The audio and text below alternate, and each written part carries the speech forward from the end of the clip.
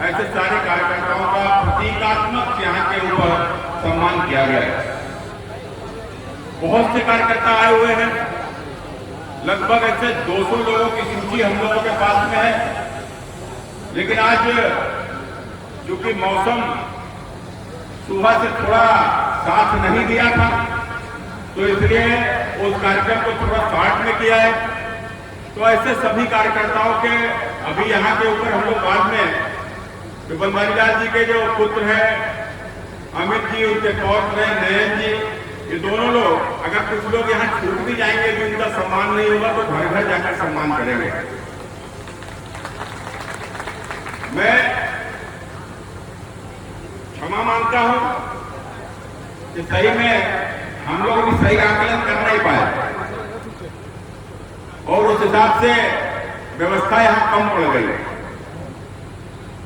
पहले तो सुबह लग रहा था कि इतनी जोर बारिश हो रही है कि कार्यक्रम रद्द न करना पड़े, लेकिन बारिश भी रुक गई। और उसके बाद जितनी यहाँ व्यवस्था थी, व्यवस्था से कई अधिक गुना भीड़ भी यहाँ के ऊपर आ गई। तो निश्चित रूप से फिर जब व्यवस्था से अधिक भीड़ होती है तो डिस्टर्बेंस तो होता ही है। आज के कार्यक्रम के मुख्य अतिथि उत्तर प्रदेश भारतीय जनता पार्टी अनुसूचित मोर्चे के अध्यक्ष, मिश्रिक के लोकप्रिय सांसद आदरणीय श्री अशोक रावत जी, शाहजहांपुर से सांसद और मुझे छोटे भाई साहब स्नेह देते हैं ऐसे आदरणीय अरुण सागर जी, हमारे बिल्हौर से लोकप्रिय विधायक भाई राहुल बच्चा सोनकर जी, हमारे औरैया से जिला पंचायत के अध्यक्ष छोटे भाई कमल दोहरे जी, हमारे कन्नौज से जिला पंचायत की अध्यक्ष बहन प्रिया साकी जी, हमारे कन्नौज के भारतीय जनता पार्टी के जिला अध्यक्ष, और जैसा कि वह भी आदरणीय चाचा बनवारी लाल जी के द्वारा निकाले गए कार्यकर्ता भी अपना उन्होंने यहाँ के उपलब्धियां कहानी भी बताई थी। यही वो मंच था जहां से हम लोग इनको भारतीय जनता पार्टी से जोड़े थे। चाचा स्वर्गीय बनवारी लाल जी के साथ में आदरणीय राजनाथ सिंह जी ने इनको शपथ कराई थी। ऐसे श्री वीर सिंह भदौरिया जी हमारे संचालन कर रहे पार्टी के पूर्व जिलाध्यक्ष सिंधरेंद्र राजपूत जी, हमारे पूर्व अध्यक्ष श्री योगेंद्र भदौरिया जी, भारतीय जनता पार्टी के क्षेत्र के उपाध्यक्ष जिले के पूर्व अध्यक्ष भाई आनंद सिंह जी, मंच के ऊपर बैठे हुए हमारे रसूलाबाद से आए हुए वहां के वरिष्ठ नेता अपने पूर्व विधायक आदरणीय कमलेश जी, यहाँ के ऊपर बहन निर्मला संगवार जी पूर्व विधायक, भाई जगदेव कुरील जी जिला पंचायत सदस्य, भाई ऋषि सिंह जी जिला पंचायत सदस्य, हमारे ब्लॉक प्रमुख झिंझक श्री बब्बन शर्मा जी, हमारे ब्लॉक प्रमुख रसूलाबाद श्री किशन दुबे चुन्नी दादा, और हमारे कन्नौज के हमारे सभी सम्मानित ब्लॉक प्रमुख भाई पुष्पेंद्र साकी जी, भाई हमारे जिला पंचायत अध्यक्ष प्रतिनिधि भाई ओमकार जी, भाई रामू कठेरिया जी, भाई कमलेश वास्तव जी, भाई आदरणीय अजय वर्मा जी, सभी यहाँ के ऊपर सम्मानित हमारे चेयरमैन रसूलाबाद से भाई देवसरन कमल जी, झींझक से हमारे सोनू तिवारी जी, हमारे कन्नौज से सभी ब्लॉक प्रमुख भाई बादाम पाल जी, जिला पंचायत सदस्य जितेंद्र राजपूत जी, बहुत अब चूंकि कोई सूची है नहीं तो नाम देख देख के सबके पहले सभी आए हुए मेरे सम्मानित अतिथि, जिनका नाम छूट जाए उनसे माफी, और सामने बैठे हुए सभी पार्टी के सम्मानित कार्यकर्ता बहनों भाइयों, आज का कार्यक्रम का उद्देश्य जैसा कि मैंने आपको बताया, आदरणीय चाचा स्वर्गीय बनवारी लाल जी को लोग जाने, खासकर हमारी नई पीढ़ी के लोग। मुझे ध्यान में आता है मैं बहुत छोटा था, 12-13 साल ही मेरी उम्र रही होगी, कन्नौज में समाजवादी पार्टी का उस समय पर सरकार उत्तर प्रदेश में थी। कन्नौज से चाचा बम्बारी लाल दोनों भी विधायक थे और उस समय पर शायद समाजवादी पार्टी का वो जो गुंडागर्दी वाला हल्ला बोल चला था, हल्ला बोल मैंने बंद हमारी तुम्हारी और खुली दुकान हमारी, वो जो एक उस समय समाजवादी का गुंडागर्दी जो खुलेआम सड़क पर सत्ता के संरक्षण में जो हो रही थी, उसका विरोध करने के लिए हमारे एक पार्टी के एक कार्यकर्ता, अब दुनिया में नहीं है, श्री हरि जी गुप्ता, नंदू चाचा यही नाम सुना जिनकी हत्या हुई थी, हरि चाचा, हाँ आदरणीय हरि गुप्ता जी, तो उनके दुकान पर बंद करने का विषय था। उन्होंने कहा दुकान नहीं बंद करेंगे, तो उस चीज को झगड़ा हुआ था, समाजवादी गुंडे वहां के ऊपर आए थे, तो उस झगड़े में एक गुंडे की मृत्यु भी हो गई थी। तो उसके बाद में फिर उसको चूंकि समाजवादी पार्टी का शासन था, तो आदरणीय चाचा बनवारी लाल जी के ऊपर वो फर्जी मुकदमा हत्या का लिखा दिया गया, और वो जो हत्या का मुकदमा लिखाया गया, उसके बाद में उनके घर पर, क्योंकि वो कचहरी टोला में रहा करते थे उनका परिवार, तो वहां के ऊपर फिर वो गुंडों ने हमला भी उनके घर के ऊपर किया, और उनके ऊपर घर के ऊपर हमला किया। तो वो फिर क्योंकि सरकार पीछे पड़ी हुई थी, तो अपने को बचने के लिए इधर उधर कार्यकर्ताओं के जाते थे। तो एक दिन वो हमारे यहाँ भी आए, मेरे बाबा दुनिया में नहीं है, स्वर्गीय पंडित जगन्नाथ प्रसाद पाठक जी वहाँ भी उनके आनंद समर्थक थे, तो उन्होंने अपने यहाँ उनको रखा। अब जब हमारे यहाँ वो आए, तो हमारी कोठी में ऊपर वाले कमरे में रहा करते थे, मुझे आज भी ध्यान है, तो उनको कोई पता न चल जाए किसी बाहर आके व्यक्ति को, तो उनको भोजन पानी जलपान आदि व्यवस्था हम घर के ही लोग करते थे। तो मैं छोटे से ही उसी से उनको मैंने अच्छे से जाना, और उनके पास में मैं बैठता था जाके, और उनसे फिर बातचीत होती थी। धीरे धीरे धीरे उनसे हम लोगों का लगाव हो गया, और फिर जब लगाव हो गया, इसी कॉलेज में पढ़ते हुए उन्होंने मुझे भारतीय जनता युवा मोर्चा का कन्नौज से जिलाध्यक्ष बनवाया। उसके बाद जब मैं कन्नौज से जिलाध्यक्ष बन गया, तो क्योंकि उनसे तो चुनाव हुआ था, और फिर उसके बाद में कॉलेज पीरियड खत्म होने के बाद मैं अपने बिजनेस में निकल गया। और जब मैं बिजनेस में निकल गया, लेकिन तब भी मैं चाचा के साथ में ही रहा करता था।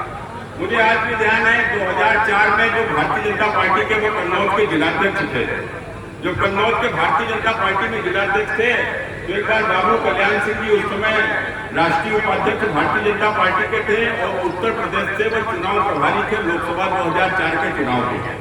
तो मैं चाचा के साथ में उनसे मिलने गया। मैं उनके पास जब पहुंचा, तो उन्होंने चाचा से कहा कि भाई और भाई बनवारी लाल जी बताओ भाई कन्नौज से किसको लोकसभा का चुनाव लड़ाओगे। तो चाचा बोले कि भाई वहां पर तो मेरे पास तो 4-5 नाम ऐसे हैं जो कन्नौज से लोकसभा का चुनाव लड़ सकते हैं। उन्होंने कहा बताओ, उन्होंने बताए। अब उसमें 2 लोग तो दुनिया में ही नहीं है और 2 लोग आज पार्टी में ही नहीं है, तो ऐसे 4-5 नाम जो उनको बोले गए, लेकिन सबने मना कर दिया। बोले भैया कन्नौज से चुनाव नहीं लड़ेंगे, क्योंकि यहाँ से अखिलेश सांसद है। तो उसके बाद में खैर बोले क्या करें, तो भाई चाचा बोले कि भाई अब आप समझो भाई, हम क्या बता सकते हैं। तो उन्होंने ठीक है चलो देखते हैं। और फिर उसके बाद कन्नौज से चुनाव लड़ा रामानंद यादव जी ने, आप सभी को मालूम है।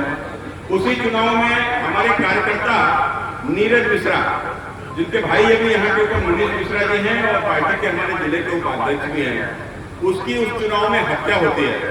नीरज मिश्रा मेरे समय युवा मोर्चा का जब मैं जिलाध्यक्ष था, तो नीरज मिश्रा मंडल का महामंत्री थे उस समय पर, छिबरामऊ देहात मंडल के।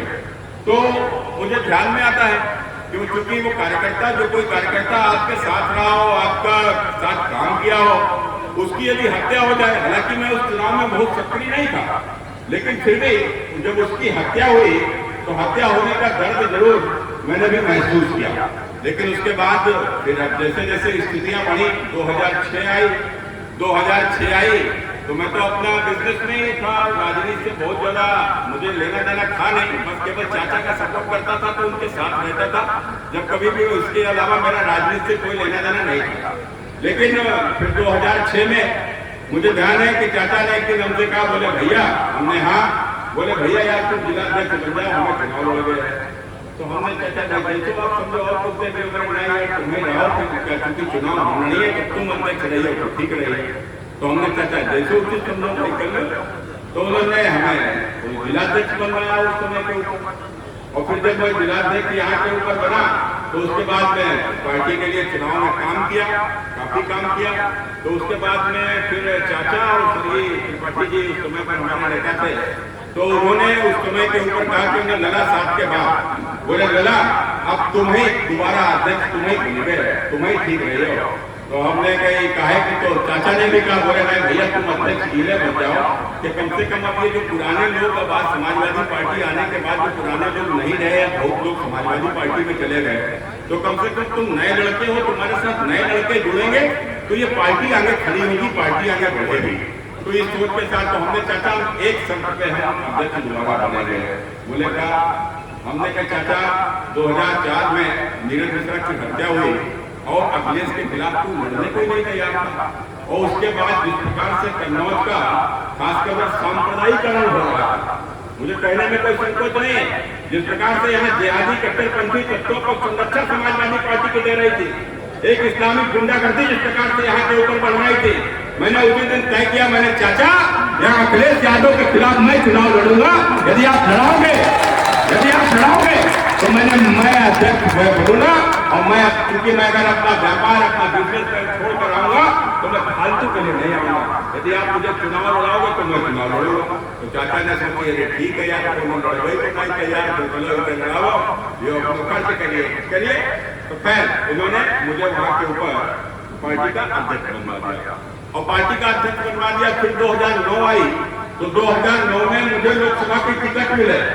इसको लेकर भी चाचा ने पूरा प्रयास किया। उस समय पर राजनाथ सिंह जी पार्टी के राष्ट्रीय अध्यक्ष हुआ करते थे, और राष्ट्रीय अध्यक्ष थे तो उस समय पर वो राजनाथ सिंह जी से उनके बड़े अच्छे संबंध थे, तो राजनाथ सिंह जी के पास में वो हम लोगों को ले गए, और जहाँ भी टिकट के लिए आवेदन होता है, जो भी प्रक्रिया होती है, और जब मैं पहली बार 2009 का चुनाव हुआ तो निश्चित रूप से उनका बड़ा योगदान उस चुनाव में रहा।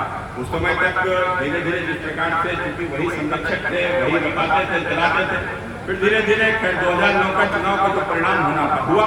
2009 का चुनाव हम लोग हार गए, और उसके बाद 2012 का चुनाव हुआ। 2012 का चुनाव चाचा हार गए, और फिर इस प्रकार से 14 का चुनाव हुआ। लेकिन इस बीच में घटना हुई, वो घटना हुई कल्याण सिंह दोहरे। कल्याण सिंह दोहरे क्योंकि उनके पुराने प्रतिद्वंदी थे, वो कल्याण सिंह दोहरे भी भारतीय जनता पार्टी में आ गए। अब भारतीय जनता पार्टी में आ गए तो वो चाचा को वो चीज थोड़ा सा उनको अच्छा नहीं लगी, स्वाभाविक है, लगनी भी नहीं चाहिए। लेकिन ये था, फिर विषय आया कि भाई 2017 का चुनाव, 2017 के विधानसभा चुनाव में क्या होगा। तो हमारी चाचा की बात हुई, तो हमने चाचा देखो इस जीवन में आपके साथ तो गद्दारी करेंगे, क्योंकि मैं जो कुछ भी हूँ, उस समय युवा मोर्चा का अध्यक्ष हो गया था उत्तर प्रदेश का, तो मैंने कहा मैं जो कुछ भी हूँ चाचा आपके कारण से हूँ, मैं इस बात को मानता हूँ। मेरे पिताजी कभी कोई नेता नहीं रहे। अरे मेरे पिताजी तो बूथ स्तर के भी नेता नहीं थे, मेरे चाचा नेता थे, जो मतलब छोटा मोटा राजनीति अपना शहर स्तर की करते थे, भावा करते थे। लेकिन मेरे पिताजी कभी बूथ स्तर के भी किसी प्रकार के कोई नेता नहीं रहे। तो एक ऐसे साधारण व्यक्ति को आपने निकालकर आज राजनीति में स्थापित कर दिया है। चाचा आपका साथ तो आप जीवन में सोचना ही नहीं कभी आपका साथ मैं छोड़ सकता हूँ। खैर उस समय पर फिर आपको ध्यान होगा, क्योंकि उस समय हम लोगों का जेल प्रकरण हुआ था, कई लोग जेल से निकल कर आए, और उसके बाद में हम लोग फिर अमित शाह जी का कार्यक्रम यहाँ के ऊपर लेकर आए थे। अमित शाह जी तिरवा में आए थे, तो उस समय के ऊपर अमित शाह जी के तिरवा आने पर और चाचा का एक बैनर लगा हुआ था कि न दिल बदला न दल बदला, हंस हंस कर झेला हम हर हमला, संघर्षों के 40 साल बंगारी लाल। इस प्रकार का एक बैनर वो उन्होंने पढ़ा था अमित शाह जी ने। और फिर जब वहां के ऊपर टिकट का विषय आया और जब कन्नौज की चर्चा हुई, तो जब कन्नौज का नाम आया तो छूटते ही अमित शाह जी, क्योंकि उस समय पर राष्ट्रीय अध्यक्ष थे, उन्होंने कहा कि भाई वो केशव जी से कहा कि केशव जी जरा उसका नाम बताओ यार, वो जो कौन था, वो जो बोला जिसने कभी दल बदला ना दिल बदला। तो उन्होंने कहा बंगारी लाल जी, पूरे टिकट उसको ओके कर दो। मतलब किसी दूसरे नाम पे चर्चा ही नहीं हुई, किसी दूसरे नाम पर चर्चा नहीं हुई, और 2017 में वो टिकट बंगारी लाल जी को दे दी गई। चुनाव हुआ, अगणी चाचा चुनाव 2000 वोटों से हार गए। अब 2000 वोटों से चुनाव हार गए, तो हमने कहा कि वो क्योंकि कल्याण सिंह प्रकरण से कुछ न कुछ उनके मन में एक फितूर कुछ लोगों ने पैदा कर दिया था। राजनीति होती है तो राजनीति में विषकन्याएं भी होती हैं।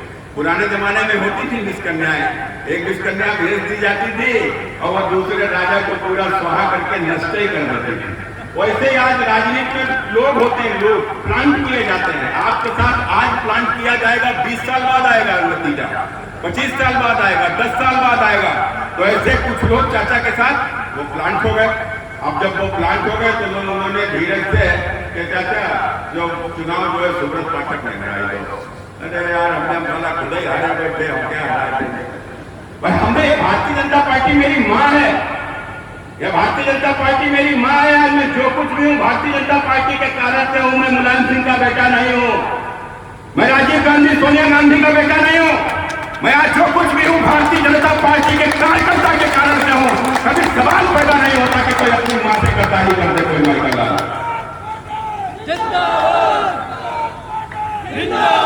कोई सपूत तो कर ही नहीं सकता। तो कपूत को तो भले कर दे, मैं कपूत नहीं हूँ, मैं सपूत हूँ। कभी अपनी पार्टी की सोच भी नहीं सकता। उन्हें चाचा का कहता ये लोग है, लेकिन वही बात धीरे धीरे अब भाई जो लोग प्लांटेड लोग होते हैं तो वही चीज को करते ही रहते हैं। फिर 17 के बाद 19 का चुनाव हुआ, 19 का चुनाव हुआ, मैं चुनाव जीत गया। फिर उसके बाद में भी चाचा से लगातार संपर्क में रहा। फिर 22 का चुनाव आया और 22 का जब चुनाव आया तो 22 के चुनाव में एक दिन योगी जी ने मुझको बुलाया और योगी जी ने मुझे बुलाया और उन्होंने कहा ऐसा इनको चुनाव लड़ना है। मैंने कहा जो भी पार्टी का आदेश है उसको करेंगे, लेकिन हमने महाराज जी बगैर चाचा बनवारी लाल जी के द्वारा ये चुनाव उनको माइनस करके चुनाव जीतना बड़ा कठिन है, क्योंकि कन्नौज में हमारे पास मार्जिन बहुत कम है। तो उन्होंने खैर जो भी हो, तो वहां से फिर दिल्ली से कॉल आई और चाचा स्वर्गीय श्री बनवारी लाल धोरे जी को दिल्ली बुलाया गया। उस समय उनके साथ में अमित नयन दोनों लोग उनके साथ में गए थे। तो वहाँ के ऊपर अपने क्या नाम माननीय राष्ट्रीय अध्यक्ष अमित शाह जी गृह मंत्री, वहाँ के अपने राष्ट्रीय अध्यक्ष नड्डा जी, BL संतोष जी, ऐसे सारे प्रमुख लोग बैठे थे। उन्होंने कहा कि बताइए भाई बनवारी लाल जी क्या किया जाए। उन्होंने कुछ नहीं किया जाए, मैं इस पार्टी के झंडे में ही निपट कर जाऊंगा। मैं तो केवल अब आपने बुलाया है तो मैं आऊंगा, अब आपने कह दिया मैं जाके पार्टी के साथ में लगूंगा। और आए और यहाँ के ऊपर उन्होंने चुनाव में लगे और हम लोग कन्नौज विधानसभा का चुनाव हम लोग 4-5 हजार मतों से यहाँ के ऊपर चुनाव जीत गए। अब हम लोग यहाँ के ऊपर चुनाव जीत गए। जैसा कि पार्टी को चिंता थी, पार्टी ने अपनी चिंता को पूरा किया और पार्टी ने स्वर्गीय चाचा श्री बनवारी लाल धोरे जी को MLC नियुक्त कर दिया। अब MLC नियुक्त हो गए और उसके बाद में फिर चाचा की मृत्यु भी MLC रहते ही हो गई। वे गंभीर बीमारी से ग्रसित हो गए थे और उसके बाद जब उनकी मृत्यु हो गई तो वो MLC थे। तो उस समय मुझे याद है मैं उनकी अंत्येष्टि में जा रहा था और जब मैं उनकी अंत्येष्टि में जा रहा था तो पूरा सिस्टम जो चल रहा था पूरे दिमाग में कि कब से कहां से हम लोग चालू हुए और कहां तक हम लोगों की यात्रा आ गई। मैंने चाचा ने कार्यकर्ता को निकाला, उस कार्यकर्ता को आगे बढ़ाते हुए वो कार्यकर्ता सांसद बन गया और वो सांसद बनते हुए उनकी मिट्टी को लेकर, क्योंकि मैं उनकी ही गाड़ी में बैठा हुआ था जिसमें उनकी बॉडी रखी हुई थी और मैं गंगा जी की तरफ जा रहा था तो यही सब सोच रहा था। लेकिन एक बात का दर्द जरूर था, वो दर्द सिर्फ इसी बात का था कि कुछ गंदे लोगों ने हमारे उनके बीच में मतभेद करा दिए, मतभेद कराए थे और निश्चित रूप से उस बात का मुझे दर्द भी था। लेकिन मैं बहुत हृदय से धन्यवाद देता हूँ छन्नूलाल कश्यप जी का। वह जब लोकसभा का चुनाव आया, जो 2024 की लोकसभा का चुनाव, एक दिन छन्नूलाल जी मेरे पास में आए और छन्नूलाल जी ने मुझसे कहा कि भैया यदि तुम वहां पर बनवारी लाल जी के घर चले चलोगे और चाची से यदि आशीर्वाद दे लोगे तो सब तुम्हारे साथ में लग जाएंगे, उनका परिवार भी तुम्हारे साथ लग जाएगा, उनके समर्थक भी तुम्हारे साथ लग जाएंगे। हमने लगना अलग बात है, लेकिन मैंने चाचा को कभी अपने से दूर नहीं समझा। मैं तो चूंकि जो भी हूँ उनके ही कारण से हूँ। उनके घर में चलना क्या, मैंने चाची के हाथ का खाना भी खाया है।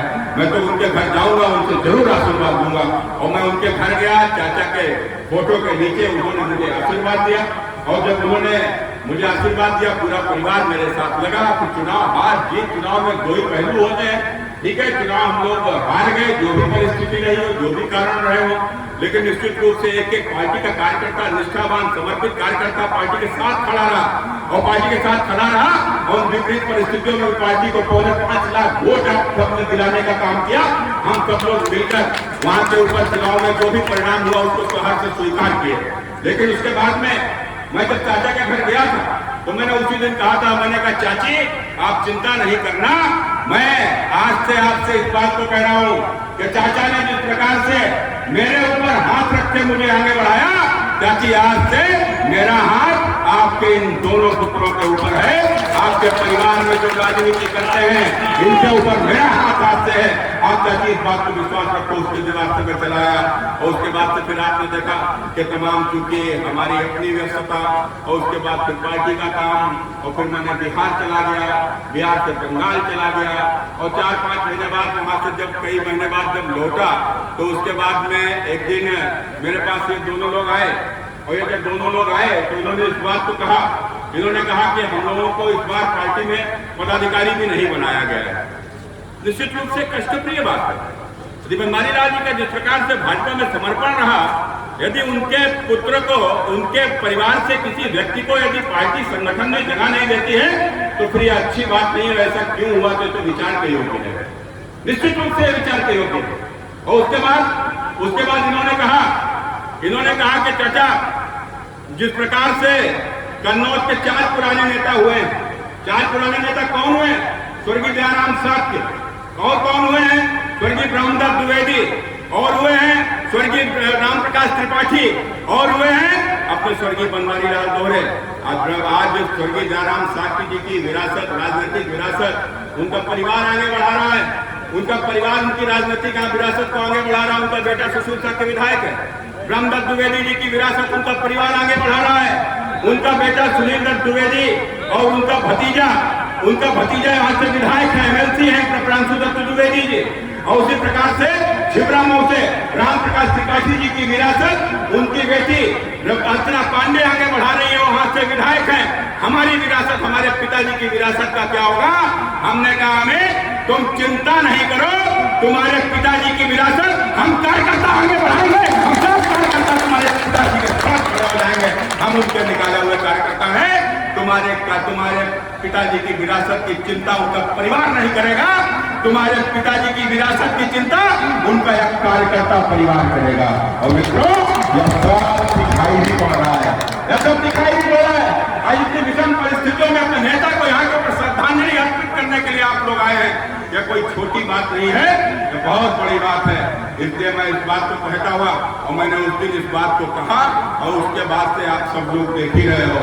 तो इसलिए मित्रों मैं सिर्फ एक बात कहते हुए, क्या बनवारी लाल जी, आज बनवारी लाल जी ने जिन परिस्थितियों में पार्टी को यहाँ के ऊपर खींचा है, जिन परिस्थितियों में पार्टी को यहाँ के ऊपर खड़ा किया है, और सबसे बड़ी बात उनके अंदर जो थी, अगर उनके अंदर यह थी कि उनके अंदर कोई जातिवाद नहीं था, और जब कोई जातिवाद नहीं था, यदि जातिवाद होता तो सुब्रत पाठक नहीं होता, सुब्रत पाठक की जगह कोई सुब्रत दोहरे होता।